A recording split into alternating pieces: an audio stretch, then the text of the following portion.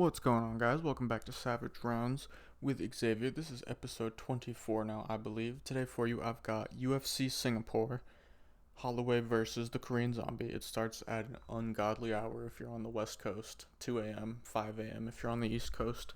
Not great regardless, but we're here.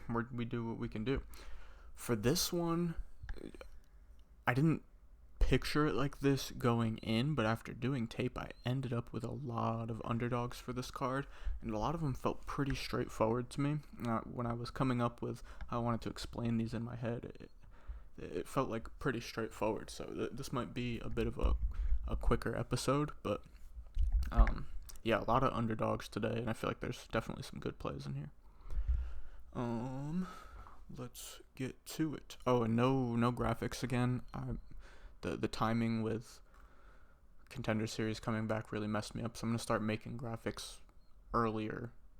I'm going to do them the end of the week before the video comes out, just so I can have them ready, so starting next week they'll be back. But yeah, we kick it off with Sungwoo Choi and Jarno Aarons at 145 pounds. I'm going with the underdog Jarno Aarons in this one. I know Sungwoo Choi is taller, but I like the physicality out of Aarons. He's a pretty solid guy. I love the kicks he throws. He goes to the body, to the legs, up top. They're really strong. He's quick on the feet. Obviously I don't want to say he's like some top tier elite striker, but he's got some decent sneaky striking. It's quicker than you think when you look at him, and he's got some decent snappy power. He was able to hurt William Gomez in that first debut fight for him in the UFC, and Sungwoo Choi hasn't been at his best recently. He had that weird double knockdown in his last fight with Mike Trezano. He's pretty hittable. He's quick himself, and Jarno Aarons can also be hit, but I'm gonna bag on Jarno Aarons being the better, more durable guy in this one, and I think also I maybe we see this to the ground if somebody gets hurt, but Jarno Aarons has the edge there as well. So yeah, I'm picking Jarno Aarons. Betting wise, really the only one that interested me was and I don't even know if I'm gonna take it, to be honest. I'm not ultra confident in Jarno Aarons, but if I were to, it would be the money line at plus 131. But this fight is probably one I'll stay away from betting wise. Next up, Na Liang, JJ Aldridge. I'll be completely honest with you. This one I didn't go back and watch tape. I could not care less. I'm going to take a shot at the plus 450 underdog. Again, this is probably not one I'm betting, but pick-wise, I'm just going to go with it. I think she is sneaky fast on the feet. She's got decent power for the weight class. Obviously, she's lost her first two fights. She looked really good early in the Carnelossi fight. She hurt Carnelos and was able to do decent work on top, but she gassed herself out. And then in her second fight, she got caught by a huge punch from Silvana Juarez Gomez. I don't think JJ Aldridge is going to go out there and throw a big shot and put Na Liang out, so I don't know. I think Na Liang can make it interesting. She's got slick submissions. She's good on the ground. Quick and decent power on the feet for the weight class, so I'm going to side with her. Obviously, there's a world where JJ Aldridge goes out there and outpoints her because Na Liang gets tired and JJ Aldridge has solid cardio, but yeah, I'm going with Na Liang. 2 underdogs in a row. And in this third fight, we're making it a third. Billy Goff, I'm taking him over Yusaka Kinoshita. In this one, it's interesting because going in, I thought I was going to pick Kinoshita. And then I didn't say, maybe I did for the last one, betting wise. I'm completely staying away. The only thing I would do is maybe take a shot on Liang Na, but I am not going to.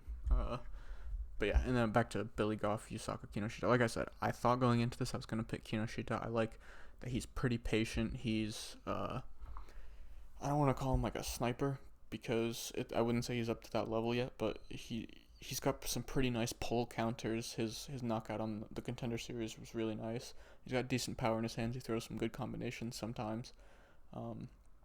Got good kicks too. But he's hittable, and Billy Goff is as well. I just think the pressure from Billy Goff is gonna cause Kinoshita a lot of issues.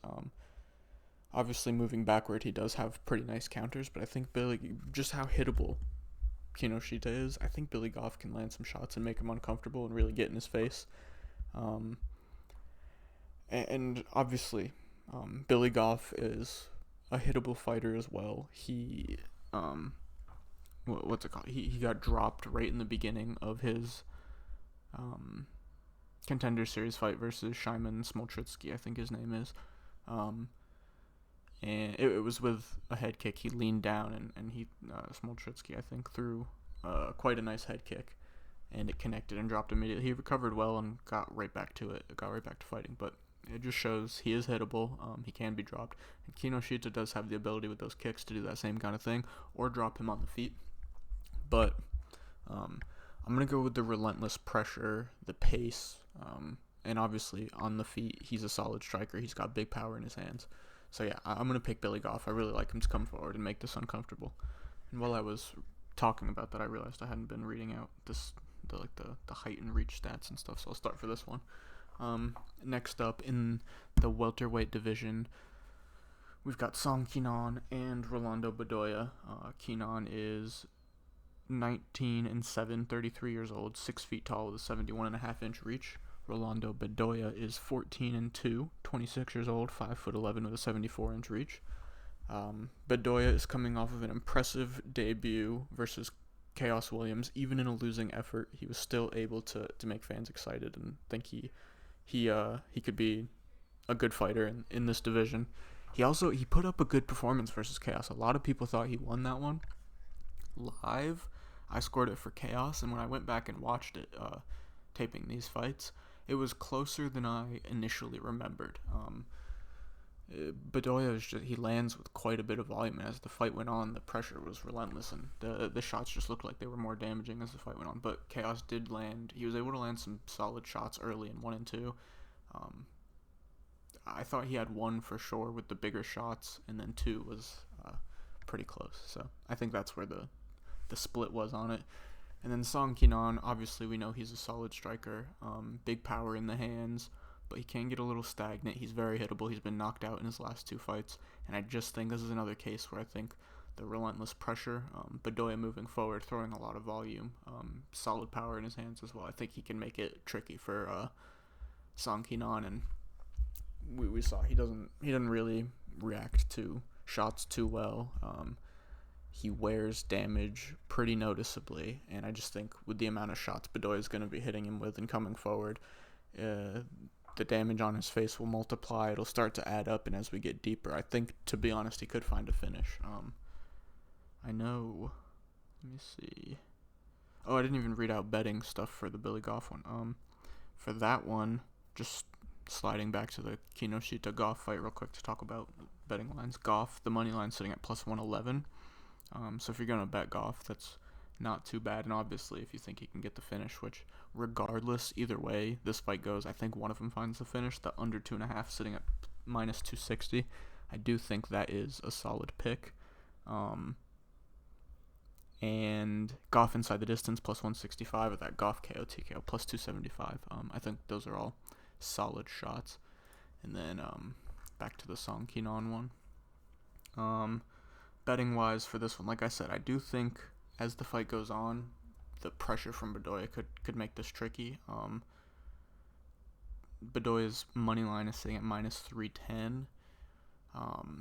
It's a tough one because I do think he's gonna win, but 310 is a large number to pay right now, especially in a close fight. He did lose his last one, so he hasn't really won yet. He was just impressive in a loss, so it's hard to fully back him at minus 310. His inside the distance number, which could be something, plus 120. His KO number, plus 200. Maybe if you have a book that has third round / decision, that could be a solid line to play as well. Let me see what the under is sitting at. I forgot to take a look at that. I do think, it's at 1.5. So this is a kind of a tough one because, like I said, Bedoya could finish him early. He's got solid power and he comes forward like crazy and he can land shots. But I do feel like this would be more of an attritional one for Bedoya. And so I could see this going over or under. So that at the 1.5, I'm probably gonna stay away. But yeah, the KO line is not too bad if you want a decent little plus money shot at Bedoya, if you think he can find the finish. Which like I said, I think the finish is there, but I also think he could just accumulate a lot with volume and find a finish. Moving on up, we've got Chidi Njokwani versus Michael Olazejczyk, both coming off of losses, I do believe. Chidi Njokwani, 22-9, 34 years old, 6'3", 80-inch reach. Michael Olazejczyk, he is 18-6, 28 years old, 6 feet tall, 74-inch reach. I'm going with Chidi on this one. It's definitely going to be a close fight. I could see it kind of playing out similar to the man, I can't remember his name. I just watched the fight. Dustin Jacoby fight with Olazejczyk, where the jab with the rangy tall guy could cause issues. Jacoby was able to get the jab off pretty well, and then he was able to follow it up with the straight behind it. And obviously, Michael Olazejczyk was able to land some shots in there as well. And to be honest, I do trust the durability out of Jacoby more than I do Chidi Njokwani. We've seen him get hurt before. We've seen him be finished. But I do think the length from Chidi Njokwani, I like the kicks he throws. I think he can beat up that front leg. I don't really think Michael Olazejczyk takes this to the ground. If he tries, I think Chidi's got decent enough takedown defense where,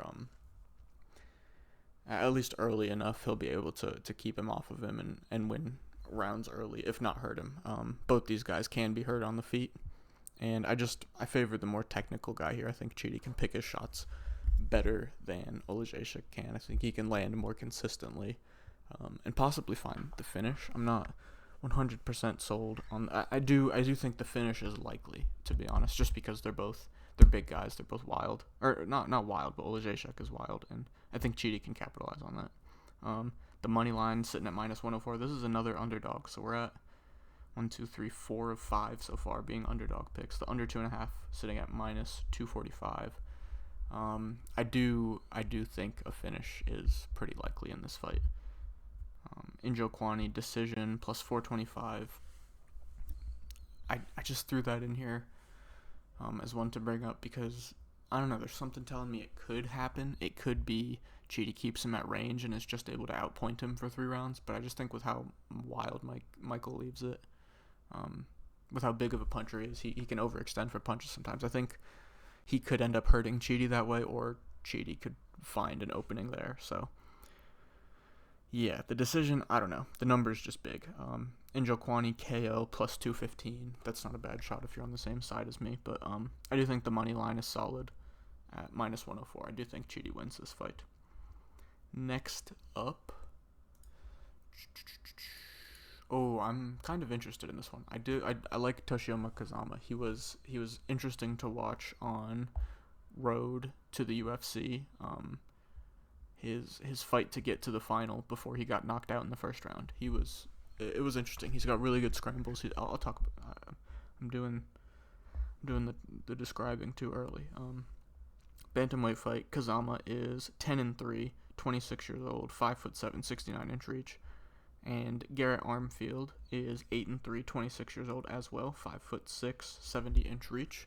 Garrett Armfield, he's coming off of a debut loss to I can't remember his name, David Onama. He was submitted in the second round via arm triangle, if I'm not mistaken. And Toshiyama Kazama is coming off of his road to the UFC little tournament kind of deal. He won his first fight. That's the one I was talking about. I got ahead of myself before reading out the stats, but in that fight, it was interesting to watch. His scrambles were really good. He was creative on the ground. I really liked what he was able to do in the clinch. It was hard to separate away from him in the clinch. He was able to land a lot of good knees and do good work in there. He's got solid takedowns as well. He's able to get the fight to the ground for sure. And with Garrett Armfield, I don't know. I mean, he's a solid striker, decent on the ground. He's got the wrestling. I just feel like when it gets to the ground, obviously, if Kazama isn't able to put isn't able to get Armfield to the ground, or he's not able to put him in danger and submit him in any way. On the feet, I think it could be a tough night for Kazama. I think Armfield will definitely be the better, more powerful striker here. But I do think with the way he can clinch, with the way he can find weird like body locks and takedowns, I feel like he can get this fight to the ground. And even if Armfield ends up on top somehow, I feel like he can be dangerous from the ground. I do like the underdog Toshiyama Kazama again, another underdog. So we've only picked one favorite so far. That's what I was saying. This was an interesting card for that to start off, but we do get throughout the rest of this card mostly favorites for my picks. There's still one underdog left. We'll talk about it when we get there, but yeah, Toshiyama Kazama for me in this one. Betting wise, he's sitting at plus 132. I'm not super sold on betting the money line. I don't know if I will. The under 2.5's at minus 155. I feel like if Kazama isn't able to make it dangerous on the ground or able to get it in positions where he wants it, Armfield could be able to hurt him on the feet or I'll kind of club him, find him on the ground, or if Kazama's desperate and finds himself on bottom and he's not really able to get anything going, I could see Armfield hurting him on top too. That under 2.5 isn't too bad at minus 155. And then I may end up taking a shot at Kazama sub plus 275. Armfield's been sub twice, and I like how creative he is on the ground and in the clinch, and now he can get it to the ground. But yeah, I'm going with Kazama pick-wise in this one. Next up, we've got the big fellas, the heavyweights, Waldo Cortez Acosta and Lucas Brzeski. We haven't seen Brzeski. Hold up, let me take a look. Oh no, that's right. He fought Lucas Brzeski. That is him. He fought Carl Williams not too long ago. But in this one, we've got Cortez Acosta 9-1, 31 years old, 6'4", 78-inch reach. Brzeski 8-3-1, 31 years old, 6'4", and also 78 reach. So other than their record, the stats are identical. This is one where we do go favorite here. I like Waldo Cortez Acosta. I think in his most recent fights, he hasn't really been able to let the hands go maybe as much as he would want to, even in his wins, because of the threat of the takedown. I think in this fight he's going to be more confident to let his hands go. Obviously, we know Brzeski's powerful on the feet, and he can land big shots as well. He obviously will probably want to keep this on the feet, but I just think Cortez Acosta is a bit of a better striker. He's going to be quicker on the feet. I think he moves better. I don't know.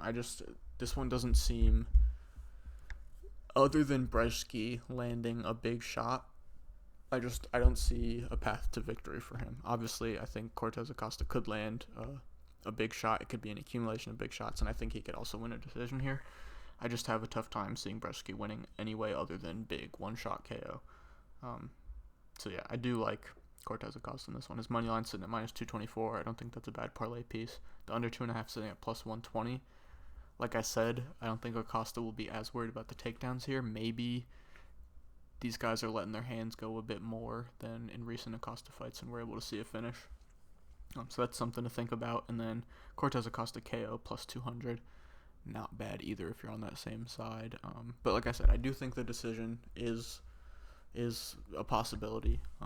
I have a feeling Acosta can get Brzeski out of there with how quick he is, and I just think he'll be more active here as well.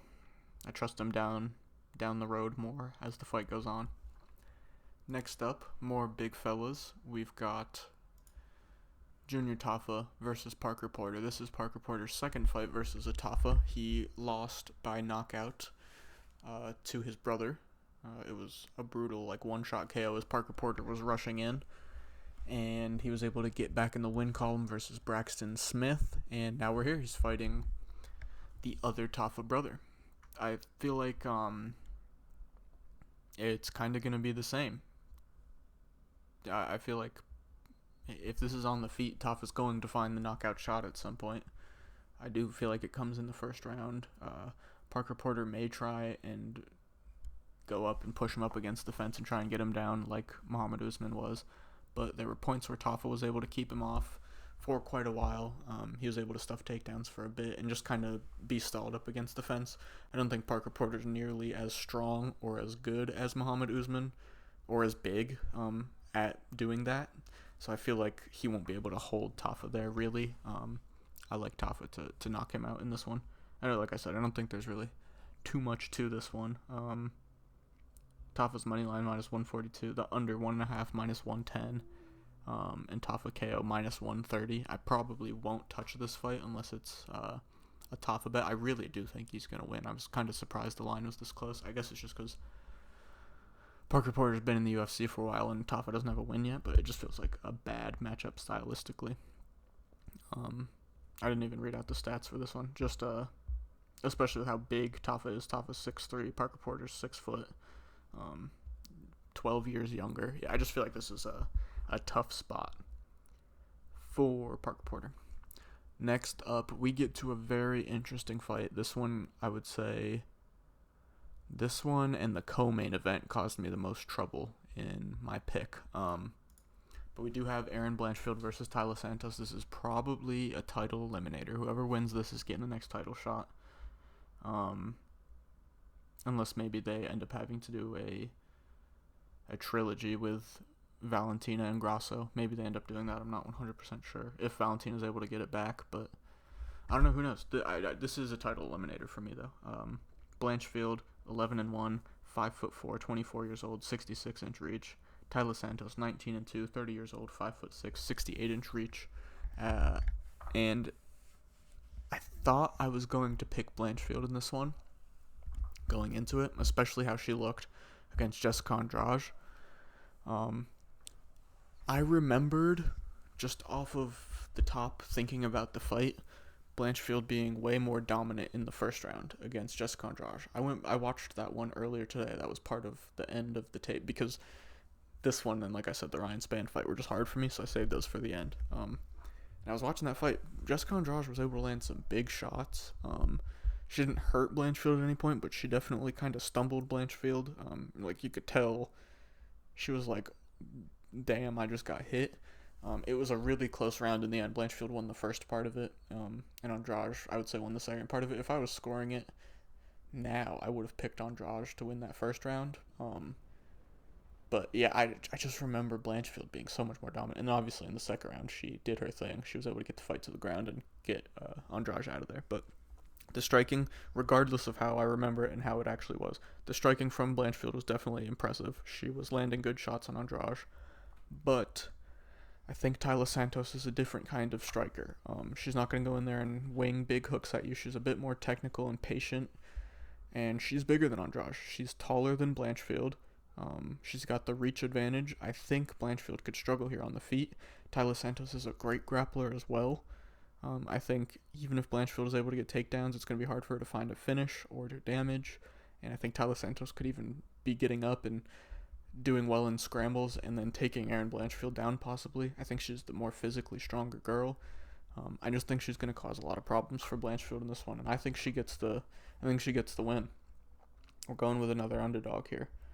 Taila Santos sitting at plus 123. This is a fight I do think I will end up playing. The more I watch tape, the more I like Santos. The over 2.5 is minus 260. I'm not going to play it, but I do think this fight goes to decision. Santos' decision is plus 150.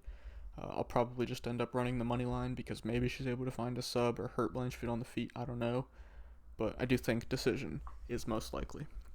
But yeah, going with Taila Santos here. Next up, Rinya Nakamura versus Fernie Garcia.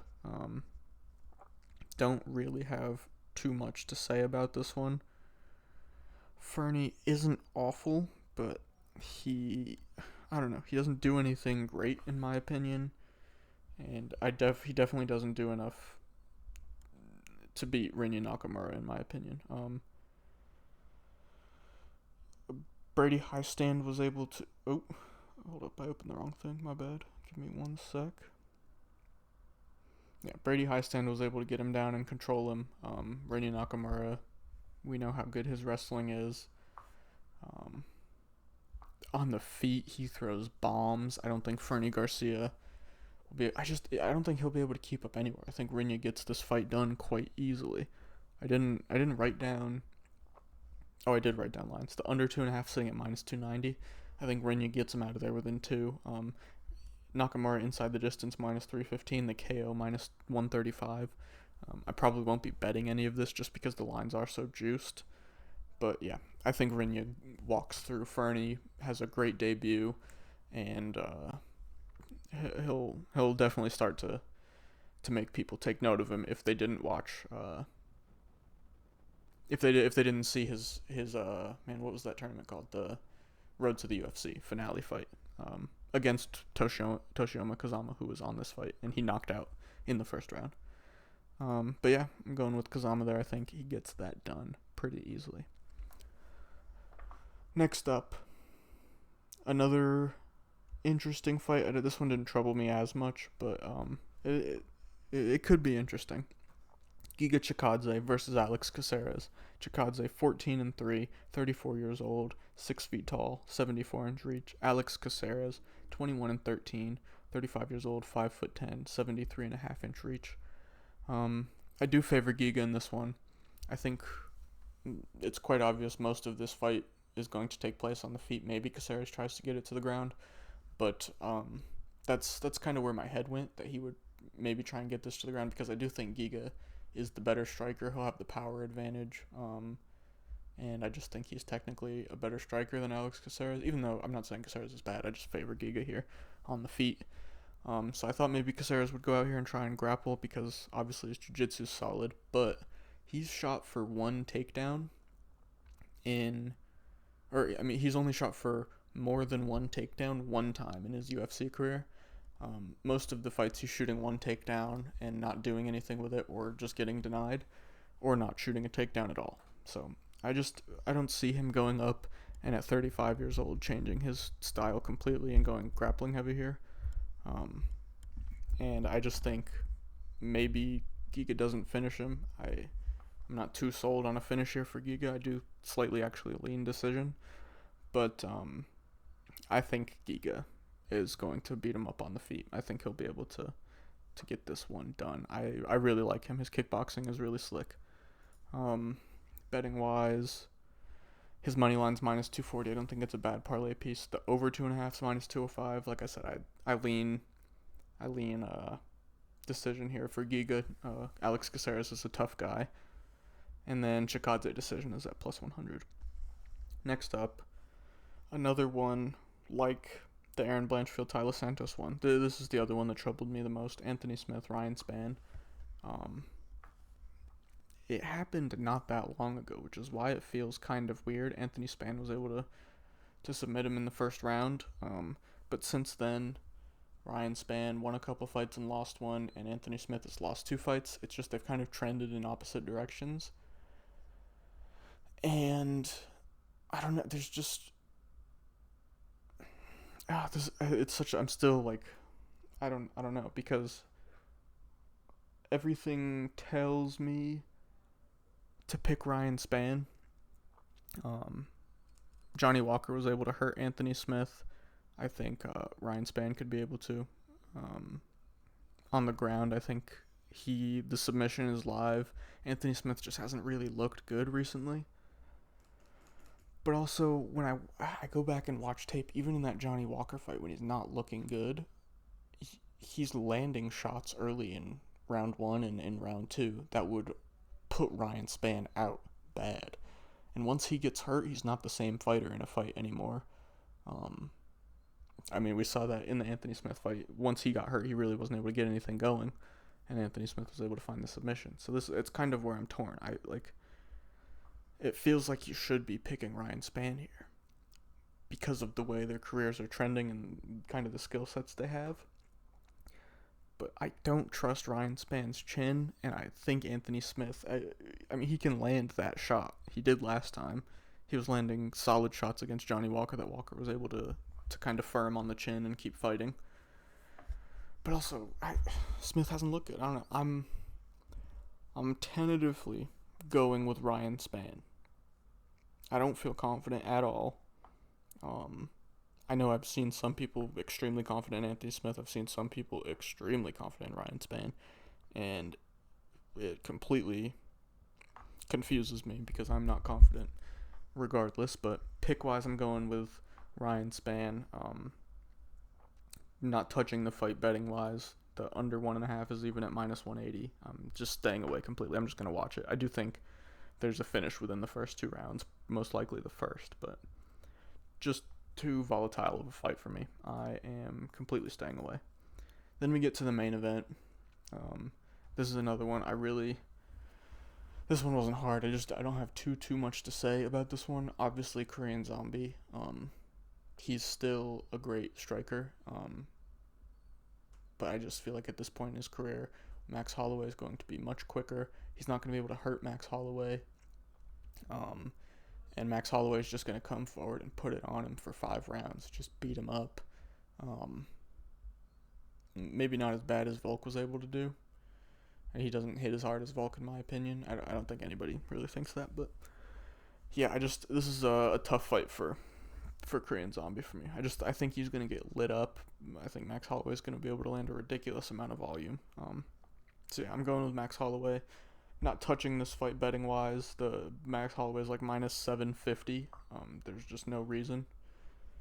Even though I'm fairly certain he'll get the win, there's no reason for me to touch that.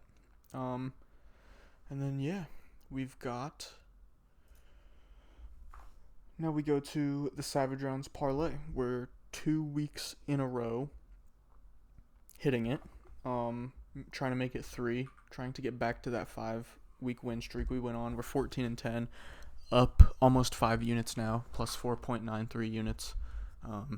If you've bet 1 unit on every single Savage Rounds Parlay so far. And this week we're going Waldo Cortez Acosta at minus 224, like I said. I don't think he's going to be as worried about the takedowns. He can let his hands go. I think he's going to be the faster guy, and I trust him down the line as the fight goes more. Giga Chikadze, money line minus 240. I like him on the feet in this fight a lot. I think he will be the better striker, and I just don't see. I mean, I could totally be wrong here and eat my words, and Caceres could change up his game plan completely, but I don't really see Caceres going out there and changing up his style completely and going grapple heavy. I think he'll go out there and strike with Chikadze because he thinks he's that good. And I think Chikadze will be able to get it done. I like the decision, but we're going money line here. Get you plus 105. So we'll hope to get to just under 6 units we would be if we hit this. We'd be plus 5.98. So yeah, that's the Savage Rounds Parlay. Those are the predictions for the week. We had a ridiculous week at UFC 292. We'll see if we can follow that up here. I'll see you guys Tuesday for recap of this. Wednesday for matchups for anybody from this fight that I pick. And then we'll have the predictions next week. So see you guys Thursday. Peace out.